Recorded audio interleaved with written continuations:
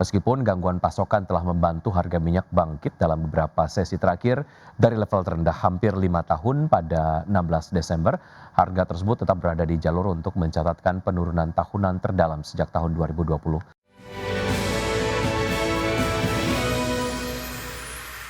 Harga minyak ditutup turun lebih dari 2% pada hari Jumat ketika investor mempertimbangkan ancaman kelebihan pasokan global sembari mencermati potensi kesepakatan damai Ukraina.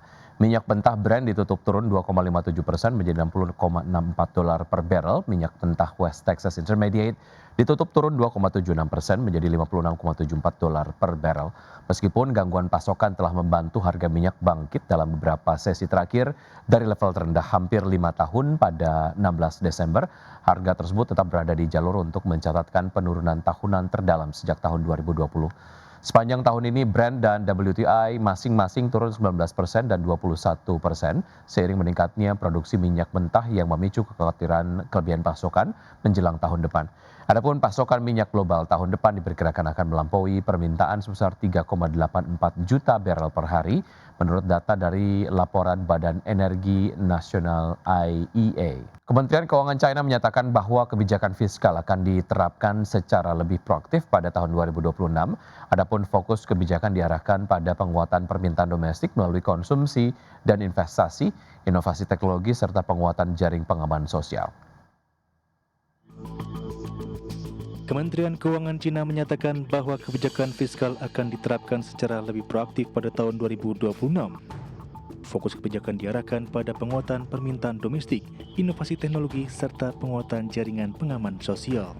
Pernyataan tersebut disampaikan usai pertemuan selama 2 hari yang membahas arah kebijakan ekonomi Cina untuk tahun depan.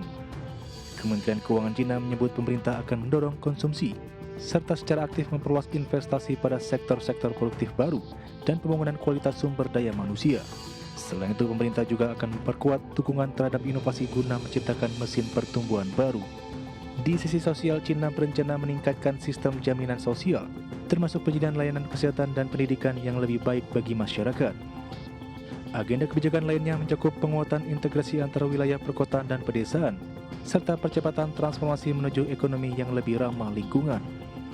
Sejumlah penasihat pemerintah dan analis memperkirakan Cina akan mempertahankan target pertumbuhan ekonomi tahunan di kisaran 5% pada tahun 2026. Untuk mencapai target tersebut, otoritas diperkirakan tetap membuka ruang kebijakan fiskal dan moneter guna mengatasi tekanan deflasi yang masih membayangi perekonomian. Sebelumnya, para pemimpin Cina juga telah menegaskan komitmen untuk menjalankan kebijakan fiskal yang proaktif pada tahun depan, dengan tujuan mendorong konsumsi dan investasi agar pertumbuhan ekonomi tetap terjaga. Berbagai sumber untuk ID Action. PT Indomobil Multijasa Tbk atau IMJS memberikan suntikan modal tambahan kepada anak usaha yakni PT CSM Korporatama sebesar Rp499,28 miliar. Ya, melansir keterbukaan informasi, dana tersebut berasal dari hasil penawaran umum terbatas 4 dengan memberikan HMETD. Setelah transaksi afiliasi, saham IMJS pada CSM bertambah dari 18,33 juta menjadi 23,33 juta. Penambahan modal ini tidak mengubah persentase kepemilikan perseroan di anak usaha, sebesar 99,99% dari total modal ditempatkan dan disetor. Sisanya sebanyak 1,7 juta saham atau 0,01% dimiliki oleh PT IMG Sejahtera Langgeng. Sebagai catatan, CSM merupakan anak usaha Indomobil yang bergerak dalam bisnis penyediaan jasa layanan transportasi untuk pelanggan korporasi maupun individual. Segmen ini diketahui memberikan kontribusi yang besar pada bisnis usaha perseroan. Selanjutnya pemirsa, ada informasi dari PT Raharja Energi Cepu Tbk atau Ratu melalui anak usahanya PT Raharja Energi Madura mengumumkan rencana akuisisi saham perusahaan hulu migas asal British Virgin Islands bernama SMS Development Limited.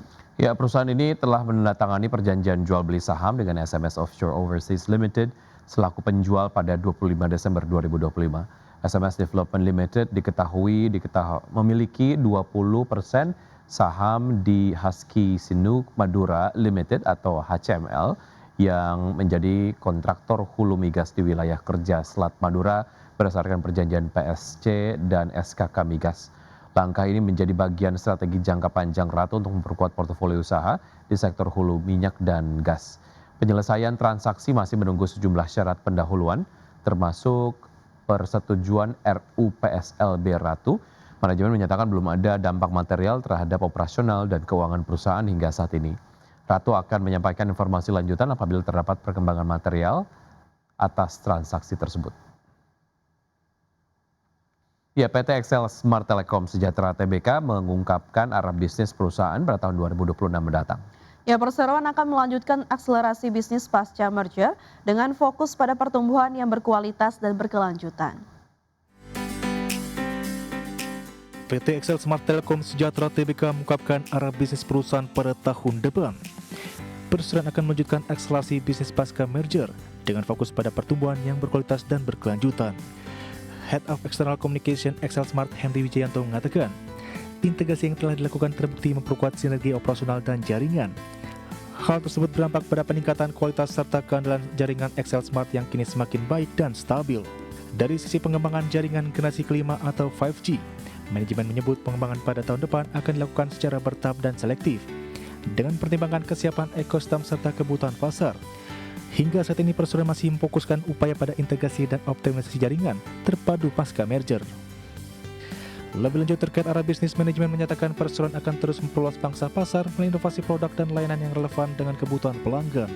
Inisiatif tersebut mencakup penguatan portofolio layanan mobile, pengembangan solusi enterprise terintegrasi seperti Internet of Things, cloud dan otomasi, serta perluasan layanan home broadband. Di sisi lain, perseroan berharap kebijakan dan regulasi industri ke depan dapat mendukung keberlanjutan investasi, khususnya terkait pengelolaan spektrum yang adil dan efisien. Hal ini mencakup biaya spektrum yang terjangkau serta pengalokasian yang sesuai bagi seluruh operator seluler. Berbagai sumber untuk ID Channel. Presiden Prabowo Subianto meminta penyelamatan uang negara dari penertiban kawasan hutan terus dimaksimalkan. Di mana penyelamatan uang negara merupakan bagian dari upaya pemerintah memperkuat penegakan hukum serta pengamanan kekayaan negara, khususnya di sektor kehutanan dan sumber daya alam. Presiden Prabowo Subianto mengapresiasi upaya Satuan Tugas Penertiban Kawasan Hutan atau Satgas PKH dalam penyelamatan keuangan negara, di mana hingga akhir tahun ini Satgas PKH telah berhasil menguasai kembali kawasan hutan dengan total luasan mencapai 4.081.560 hektar. Dari total luasan lahan hutan tersebut, Satgas PKH juga berhasil menyelamatkan keuangan negara dan penagihan denda administratif dengan total nilai 6,6 triliun rupiah lebih. Nilai tersebut berasal dari hasil penagihan denda administratif kehutanan Satgas PKH yang berasal dari 20 perusahaan sawit dan 1 perusahaan tambang nikel. Presiden berharap Satgas PKH dan jajaran penegak hukum terkait terus memaksimalkan upaya pengejaran terhadap potensi keuangan negara dari sektor sumber daya alam yang diselewengkan.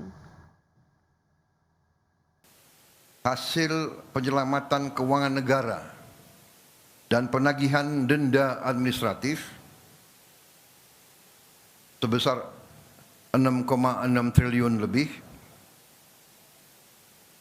sebagai hasil kerja keras dari Satgas Penertiban Kawasan Hutan yang telah saya bentuk pada tanggal 21 Januari 2025 dengan Peraturan Presiden Nomor 5. Saya sudah bertekad untuk melawan korupsi, menyelawan perampokan kekayaan negara,